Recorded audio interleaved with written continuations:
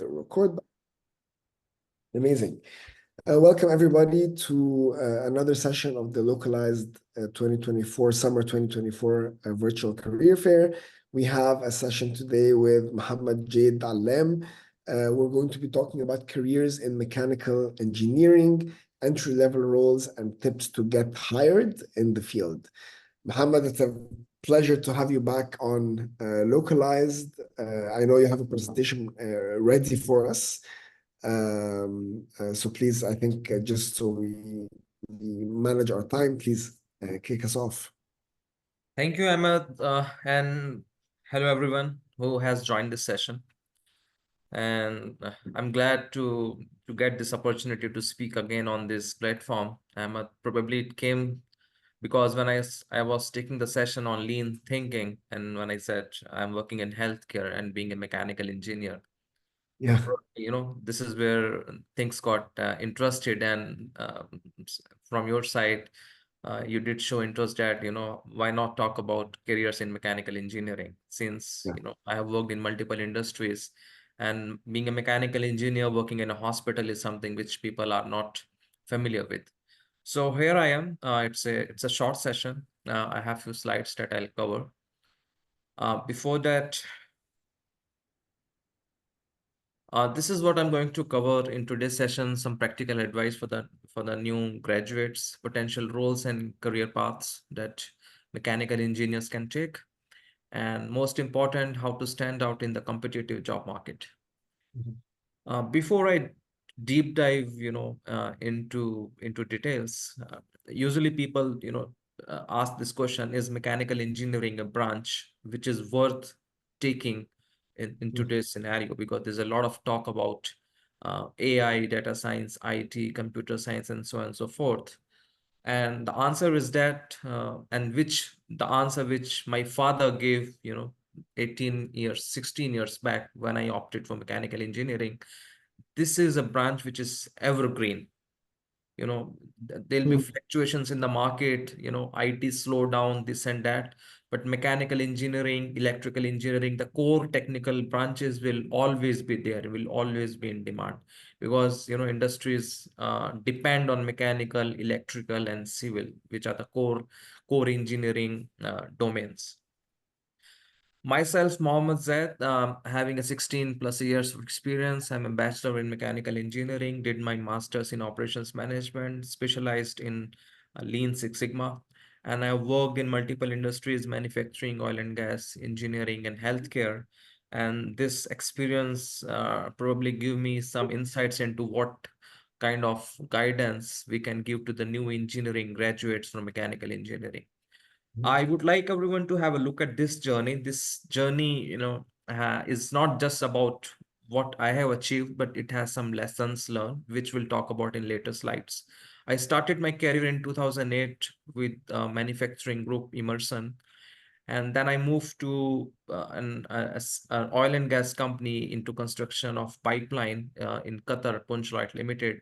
Then I moved to engineering center, then another deep sea specialized company, Oceaneering International, and then I moved to healthcare and currently working with King's College London in a hospital in Jeddah. As you can see at the bottom, initial 3 to 5 years, it was purely technical in nature, and then slowly, gradually started moving towards a management role, which is a non-technical, and but being in the same domain, which is engineering, oil and gas. And later on, recently, 4 years back, I moved to a complete different industry, uh, transitioning from oil and gas and manufacturing to healthcare, hospitals. This did not happen on its own. There are a lot of things that happen behind the scenes. As you can see, these are the different career milestones or in terms of certifications or the knowledge and the skills that I learned and earned throughout my career, which has helped me transition from industry to industry, and from one domain which is purely technical to a non-technical domain. And this is, I'll speak in later slides as well. The new graduate should focus on learning new skills as and when the opportunity comes. I usually give this example. If you see in during initial career, I have this certification, which is ISO certification. I did a certification in 9001, which was not used at all. My organization did not demand it. I did it just for the sake of learning. However, later on, somewhere in 2015, when the organization was going for ISO certification and they were looking for people, who have some experience, this learning, which was done 7 8 years back, became very handy. And I was chosen by the management team to lead this project of ISO certification. So the lesson is that, uh, if you learn something today, and if you don't see any opportunity of applying those tools and learning in your current environment, don't be upset about it. uh, any learning that you will do today will never go waste. You will, at some point of time in your career, because the career is going to be very long, you will find certain occasions where those skills will be very handy, and which is going to differentiate you a lot. So don't wait for the opportunity to come, so that the challenge has to come and then you will learn something. Rather, be proactive and start learning, as and when you get the opportunity. On certificates, on skills, you don't need to spend a lot of money. There's a lot of resources available online. Go to YouTube and buy some, resources, certifications, which are not very expensive. Having Mohammed, can I ask you a quick question on that point? Yes, If I please. was to, how did you upkeep that skill? So if you got a certification today that I'm not using at work, Yes. how do I maintain the skill so that I can apply it later on? The thing which has helped me is that I like reading a lot. I keep on reading the journals, the books and the articles. I keep on buying books. Hmm. Even though the skills that you learn, you don't get an opportunity to apply in your right current environment because the opportunity is not there. And of course, you're right. We need to maintain that skill level. The only way of doing that is, keep yourself updated Yeah, by reading and by learning. And, don't get that learning fade away from your mind. So if we keep on reading the same thing again and again, it will have an imprint in your mind, as if you have lived it, even even yeah, even if you have not done it by yourself. Yeah. amazing. Thank you for that. So there's certain practical advice. uh, is first of all, now, in this today's scenario, mechanical engineers, has a wide array of opportunities available to them. They are taking roles in IT sector as well, and non-IT sectors as well. I'll not talk about IT sector, since it is a session for mechanical engineers, so I'll stick to that. So first of all, being a mechanical engineer, what is the first thing you can do? Now, as a mechanical engineer, you're supposed to be a mechanical engineer for sure. I mean, what you do later on after 4 years of graduation, that's a different thing. What you do after 10 years is a different thing. But what can you do right now as an entry level mechanical engineers? You need to focus on relevant skills. And the relevant skills that every mechanical engineer should be familiar with is CAD, CAM. These are the design softwares, AutoCAD, which goes into the designing, of components and all that. Another is a problem solving, and third is a project management. These are the basic skills every mechanical engineer should have. Other than that, of course, you need to have a grasp of the subjects that you've studied in your curriculum. For example, when I was giving interviews after mechanical engineering graduation, every interview used to ask me, what is your favorite subject? And I used to say my favorite subject is welding. So you need to have a hold on, one of the subject which you are an expert of, not expert in a sense that you can teach others, but expert in a sense that you have a confidence that if any question being asked from this domain, I'll be able to answer it. And this is what usually the people who interview you expect that you need to have a hold of any one of the subject. For me, it was welding. And then they used to ask a lot of questions around welding. For anyone, it can be strength of material. For anyone, it could be a material science. But you need to be good in at least one topic. You may say design, welding, but you need to be good. Any person who would interview you know that you don't have industry experience, you have very limited knowledge, but they would want to know that you should have a good sound knowledge around one or two subjects which you have studied in your curriculum. So that is one thing. Focus on relevant skills, and I would say focus on one or two of the subject that you have a good hold of. Second is, these days, networking and mentorship is very important. Everyone should have a profile on LinkedIn, even if you don't have an experience. How does it help? I usually tell the new graduates is that you go on LinkedIn and you follow people you want to be like. You follow them, what are they posting, you go to their profile and you check what they have done, what courses they have done, what qualifications they have, what skill set they have, and then you make a plan based on what you want to be. So you will always find someone who is a role model on LinkedIn, and you try to create a path for your own based on what you want to be. There are other many technical societies, which is applicable for mechanical, like ESME, and then we have American Society of Quality. They have student membership, which is a dirt cheap, price available. You get a very massive discount if you are a student. So take opportunity and be part of it.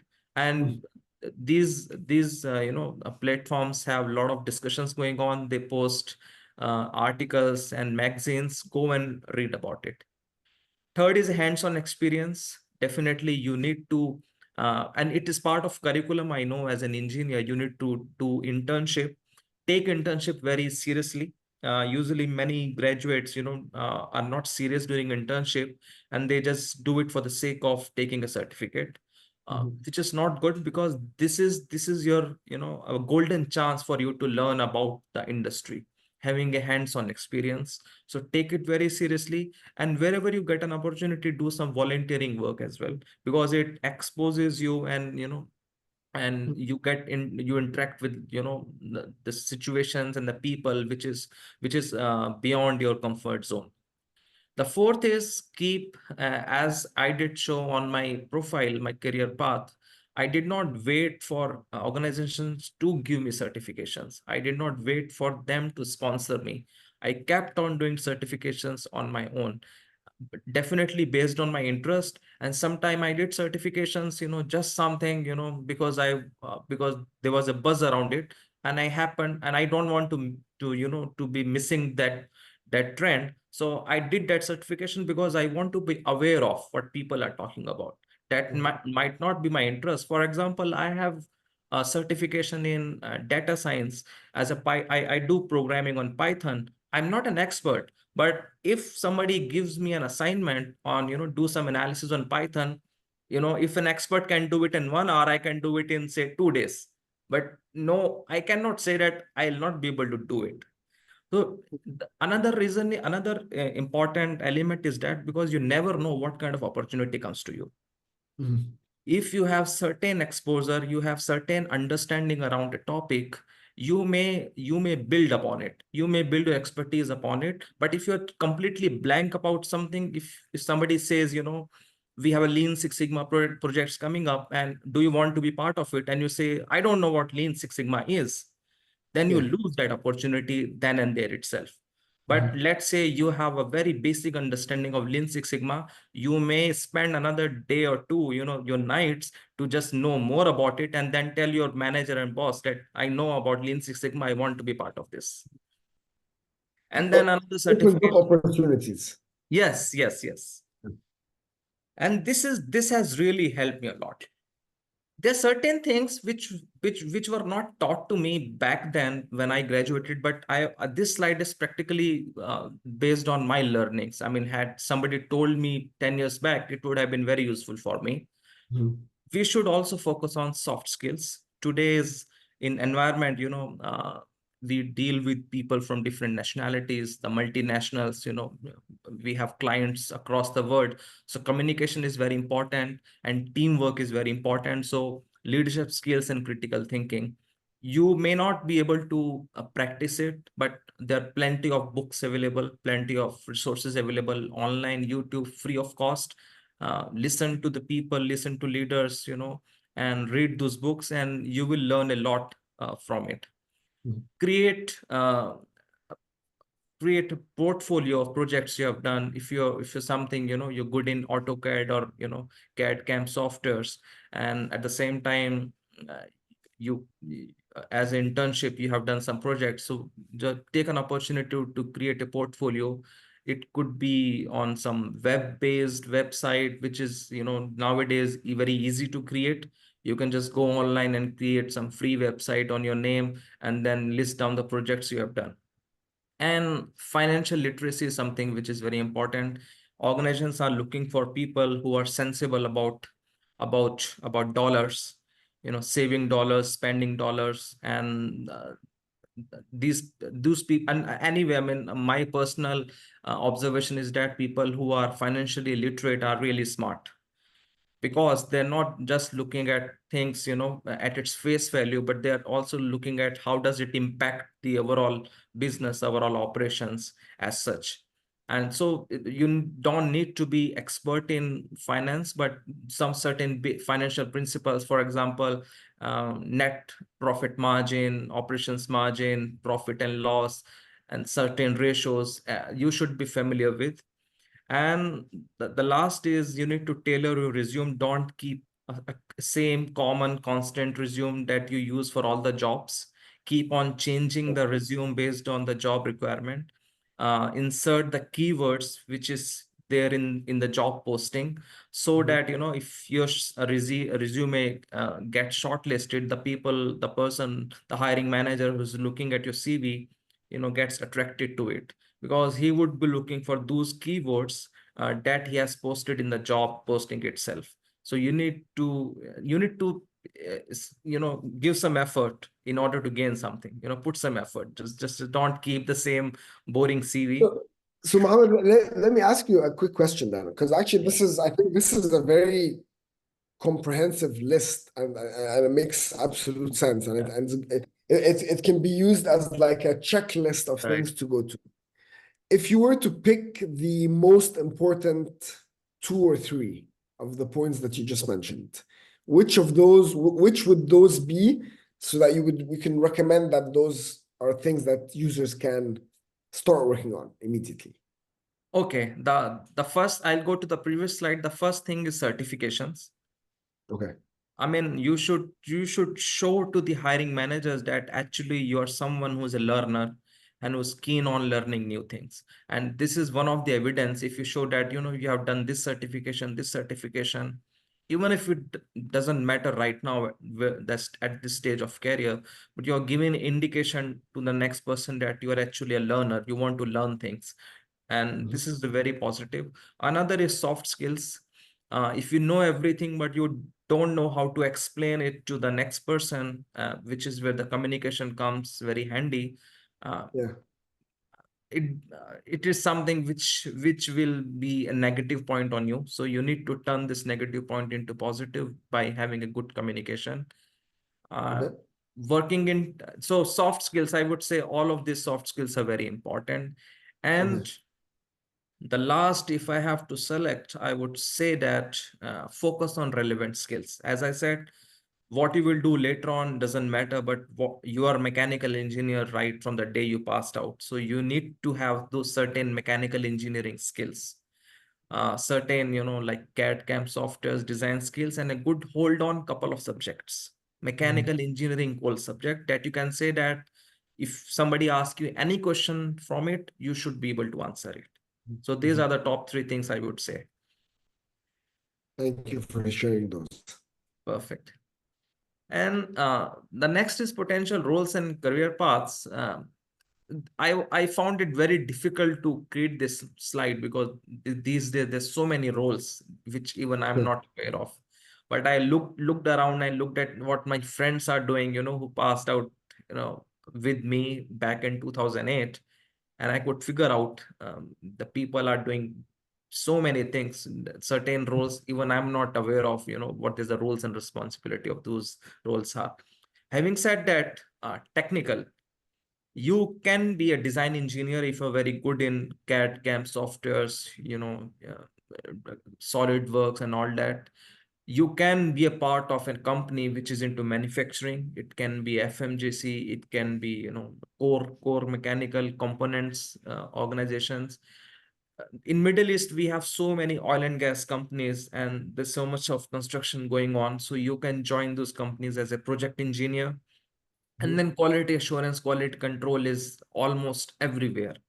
And when you become part of this vertical quality assurance, quality control, it opens many other paths for you. For example, I started as well as a quality assurance, quality control, and later on moved into consulting role into Lean Six Sigma. You can be a part of maintenance engineer, you can be a process engineer, and so on and so forth. If you talk about non-technical, you can be into sales, you can be a consultant, supply chain, safety, marketing, procurement, and then process improvement. These are the few list of potential roles, but there are hundreds I cannot even count, and I cannot even cover in these slides. But this gives an idea that mechanical engineer is not just something who would work only in a manufacturing industry. A mechanical engineer can actually work in any industry. For example, if you talk about one of the role, which is a project engineering role, if there is a hospital, and you can find this role in a hospital as well. If you talk about the role which is a maintenance engineer are found everywhere, irrespective of the industry, in a core mechanical industry, or healthcare industry, even in IT industry as well. Consultants, as a consultant, definitely you can work anywhere. So the next slide is, which is my last slides, last two slides, how to stand out in the competitive job market. And I would strongly, as I mentioned it, every young graduate, even during your final year, third year, you should have a LinkedIn profile. Okay. So this is an opportunity for you to build your online presence. You need to create a strong personal brand. If you're a part of LinkedIn, and let's say one of your subject which you are very good at is welding, you can start posting about welding on LinkedIn profile. People should start recognizing you. Let's say you're very much passionate about quality, you can keep posting about good quality content on LinkedIn, so people recognize you. The online presence is not built in a day, it's not built in a month, it takes years and years. So the right time to start is not when you have a job in hand and you create your first profile on LinkedIn. The right time is right now. It gives you two opportunity: first, to share what you learn every day. Even if no one is looking at your content, it's okay. You should do it for yourself. The second is that when you have online presence, you look at other people, what others are doing, how others Mhm. are growing, what kind of profile the people are working. You may end up looking at one of the senior who passed out from the same college, say 5 and 6 years back, and you might see that he's in Microsoft. So you may end up looking at his profile and see what he has done, how he has migrated from being a mechanical engineer into a Microsoft industry, or someone from mechanical engineer to um, a healthcare industry, or being a mechanical engineer, staying in a mechanical industry, but at being a director of something. It would give an opportunity. So, and if you're tech savvy, you can develop your professional website as well. And it's very simple these days, creating online portfolios. Yeah. And second, I'm repeating again, continuously upgrade your skills, keep on obtaining the relevant certifications. It makes sense, doesn't make sense, just attend those, complete those certifications, attend workshops and courses, whenever it's happening. When you're being part of LinkedIn, you would say that there are many free seminars, free workshops being conducted. You keep Good. on getting those links, one session, this session. Can I ask you, Muhammad, about this Yes. point? It's something that I even often think about, and that there are a lot of certifications out there, and there are lots of workshops and lots of courses. I don't have the time, or I shouldn't have the time to be able to attend them all, right? Yes. How do I pick? Do I just start and with practice I understand which is better and which is worse? Like, or are there trusted sources that you So, know of that we can? I mean, I would the guide I would suggest that if you don't know, it's okay, you don't know. I mean, whatever comes to you, just as long as you're not spending money, it's okay to do whatever you want, whatever certification you do. If it's cheap, just do it. Don't Yeah, worry about, whether it is recognized, not recognized, because certifications anyway is not going to help you as such. But certification is will not help you, I mean to say, make you an expert, but certification will help you learn something about it, about the right? topic or about Yes. this. So you know, Yes. so we don't have to be like, very fussy about whether this is a recognized body or not a recognized body. If I don't know a Mhm. topic, I don't know a topic. I just go and attend it. Maybe I'll come to know about it. And then later on, I think, which other certification body I can go and do some other courses. Yeah, yeah. Okay, I see what you And mean. I don't know. I did certification from bodies, I mean, which cease to exist today. Oh, They really? they Huh. don't exist. I mean, they Okay. just came up with a certification. I just did it just for the Okay. sake of doing it, and I Yeah. learned from it. Yes, of course. And honestly, when I put my certification, my the topic of certification in my resume, I don't even mention the body Yeah. from where I did it. Yes. I mean, Yes. as long as I have the knowledge, I don't need to mention whether I did it from ISI, from ASQ, from ASME. It Mhm. doesn't matter. If you have done it from a very good certification body and you don't know about it, it is not going to help you. If Yeah. you have done it from, say from your friend's institute and you know a lot about it, then it is going to help you. So Yeah. it's about Okay. your knowledge about that topic. Yes. Yes. The next is network effectively. Back days, I remember I used to attend conferences, just used to travel. Even I created my own website, on iso-qms.blogspot.com. And I used to just write articles. And to such an extent, I printed my visiting card. With my website name on that. And I Okay. used to go to conferences and I used to give this card to, people around. Actually, it was That, nothing.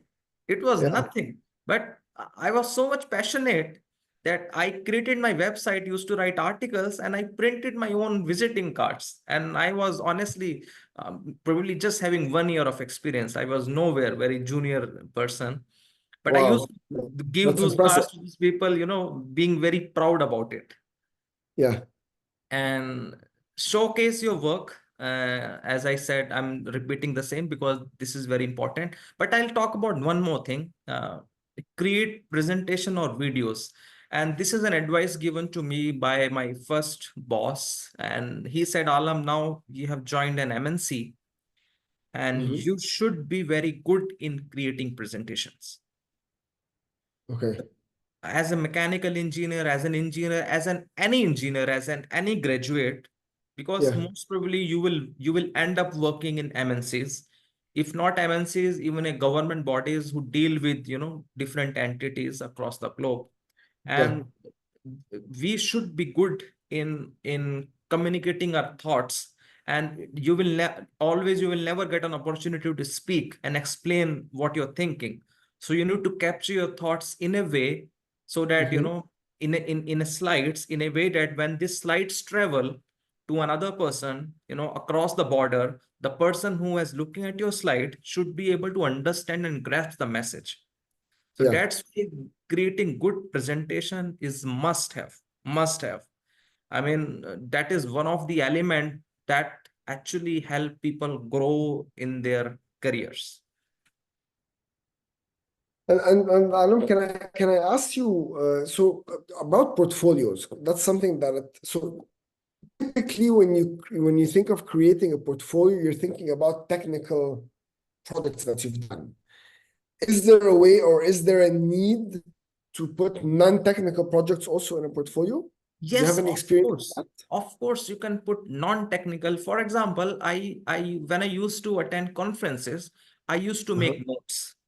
And then coming back home, I used to summarize those notes, and I Okay. used to put that as an assignment as in my portfolio. So Uh-huh. this is just one. So you're putting some effort, when you. So another is when you attend conferences, just not attend for the sake of attending. You need to learn something out of it. Okay. Yes. So put So in the effort. yes, so attending conferences can go into your portfolio as long as you're extracting something meaningful out of it. And then Mm-hmm. you're giving to other people who have not been part of that conference. Actually, they can read your slides, and they can read Yeah. your website, and Yeah. learn what you have learned from attending the conference. Yes. Yeah. So you're even transferring knowledge Yes, to others. I agree. And develop soft skills, and this which I already spoke about, and prepare Mhm. for interviews. I mean, I have made mistakes and I have learned from it.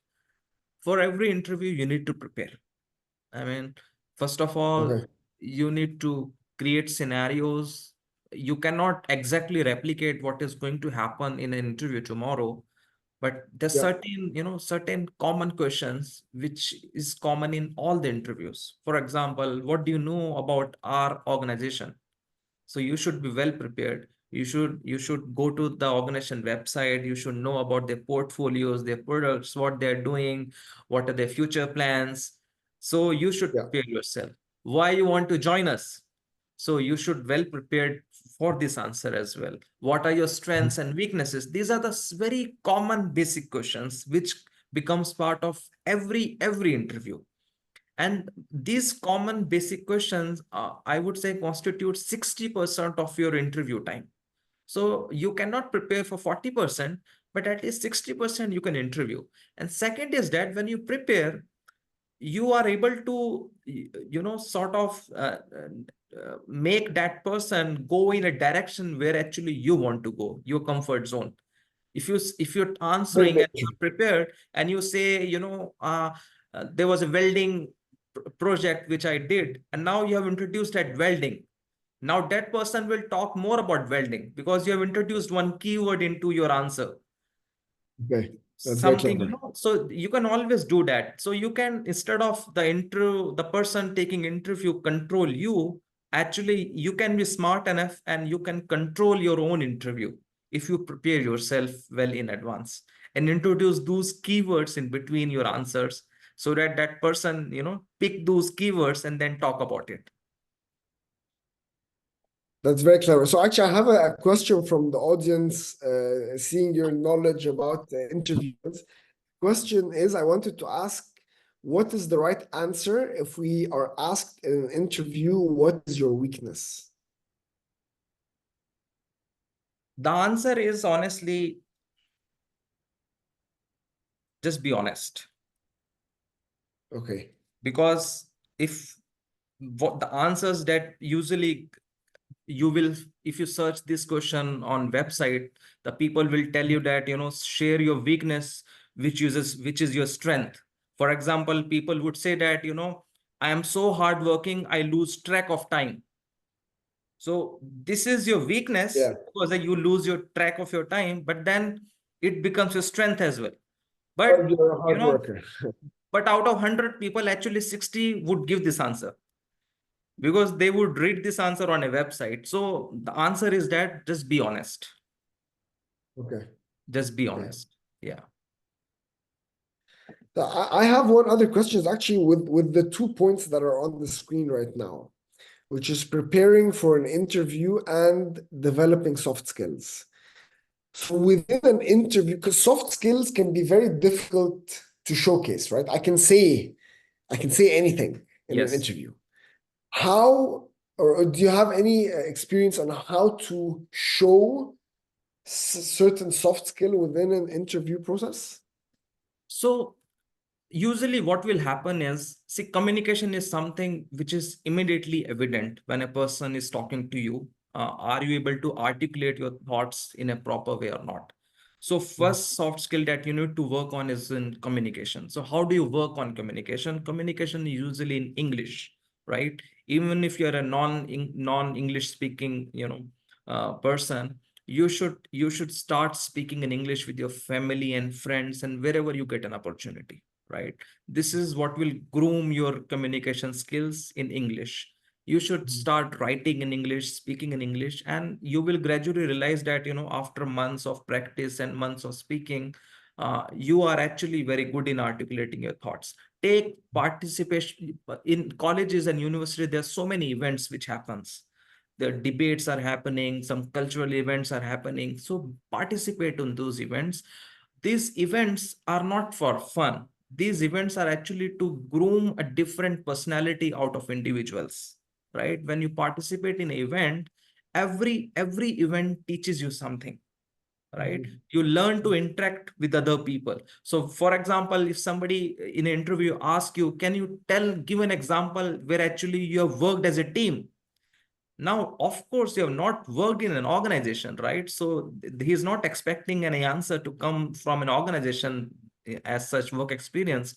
But you would say that, in second year of my graduation, there was a cultural event. So, and I participated in so and so event, and we were a team of 4 individuals. We were assigned this start. Now, this becomes your example of a teamwork, Yes. right? Now he Yeah. will ask you, can you give one example of, where actually there was a problem and you were able to solve the problem? You would Yeah. talk about that, when we were doing, say, team projects or a team initiative, we faced, we were facing an issue with so and so, and I came up with an idea to solve that particular problem. So now it demonstrate your problem solving skills. Yeah. So Yeah. participating in events Nice. at in a college is actually answer to all these questions that Yeah. interviewer is going to ask you. Amazing. That's great advice.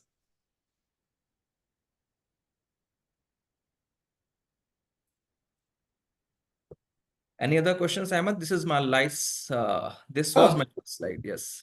well, that's actually quite good because we're actually almost at time. Um, and so if anybody from the audience has any other questions, please feel free to add them in the chat.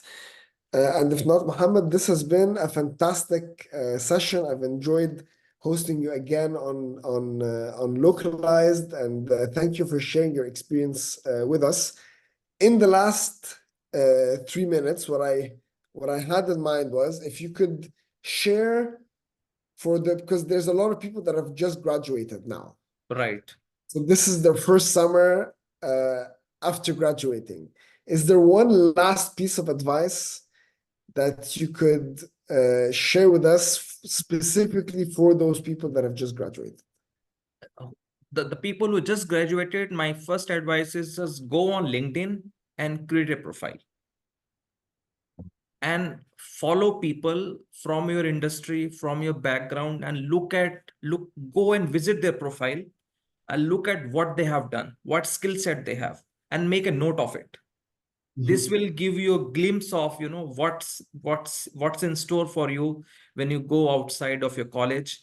And maybe some of the skill set will attract you and will make you interested, and you want to pursue that skill set. And don't hesitate in reaching out to anyone on LinkedIn. Out of 10 people, most probably 5 will respond back to you, and it's okay. Even if 5 don't respond back, it's okay. Reach out to people, talk to seniors, learn from them. I mean, you are like an open book. There's no shame in asking questions. There's no shame in chasing people. You have nothing to lose. You have only to gain from these interactions. So just do it. Yeah. Amazing. Mohammed, this has been hugely insightful. Thank you for sharing all those insights. to everybody that's on with us today. In a little less than a second, we have a session with Hussein Al-Nache. He's the CTO at Beyond Limits. We're having a conversation about careers in AI, a slight shift from mechanical engineering. Muhammad, thank you so much for your time today. This has been, again, an absolute pleasure. Everybody, please move along to the next session with Hussein Al-Nache. Thank you. Thank you, Emma. Thank you. All the best.